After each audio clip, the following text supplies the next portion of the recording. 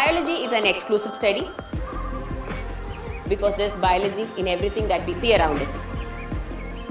It helps us to see the extraordinary in the ordinary. Organism and population ചാപ്റ്ററിൽ നമ്മൾ population interactions പഠിക്കുന്നുണ്ട്. അതിന്റെ examples ആണ് പ്രെഡേഷൻ, mutualism, parasitism, കോമൻസാലിസം and എമൻസാലിസം. കോമൻസാലിസം എന്താണ്? ഒരു പോസിറ്റീവ് ന്യൂട്രൽ ഇന്ററാക്ഷൻ ആണ്. കാരണം ഒരാൾക്ക് അതിൽ ബെനിഫിഷ്യൽ എഫക്റ്റും മറ്റേ ആൾക്ക് പോസിറ്റീവും ഇല്ല നെഗറ്റീവും ഇല്ല, അത് അയാളെ എഫക്ട് ചെയ്യുന്നതേ ഇല്ല. അപ്പോൾ അതിന്റെ ഒരു ബ്യൂട്ടിഫുൾ എക്സാമ്പിൾ ആണ് നമ്മളിതാ ഈ മരത്തിൽ കാണുന്നത്. ഈ മരത്തിൽ നമ്മൾ നോക്കുകയാണെങ്കിൽ നല്ല ബ്യൂട്ടിഫുൾ ആയിട്ട് നമ്മുടെ എപ്പിഫൈറ്റിക് പ്ലാന്റ് വാൻഡ് വളർന്നു നിൽക്കുന്നുണ്ട്. അപ്പം ഈ ചെടി എന്താ ചെയ്യുന്നത്? ഈ മരത്തിൽ നിന്ന് ജസ്റ്റ് ഷെൽട്ടർ മാത്രം എടുക്കുന്നു അതിന് വളരാനായിട്ട്, വേറെ ഒന്നും എടുക്കുന്നില്ല. It's not a parasite, it's an epiphyte. അപ്പോൾ ഇതെങ്ങനെയാണ് ഇതിന്റെ ന്യൂട്രിയൻ റിക്വയർമെന്റ്സ് മീറ്റ് ചെയ്യുന്നത്? ഇതിന്റെ തൂങ്ങിക്കിടക്കുന്ന റൂട്ട്സ് കണ്ടോ? ഇത് നമ്മൾ പറയുന്ന ഹാങ്ങിങ് റൂട്ട്സ് എന്നാണ്. അതിൽ വെല്ലം എന്ന് പറയുന്ന ടിഷ്യൂ ഉണ്ട്.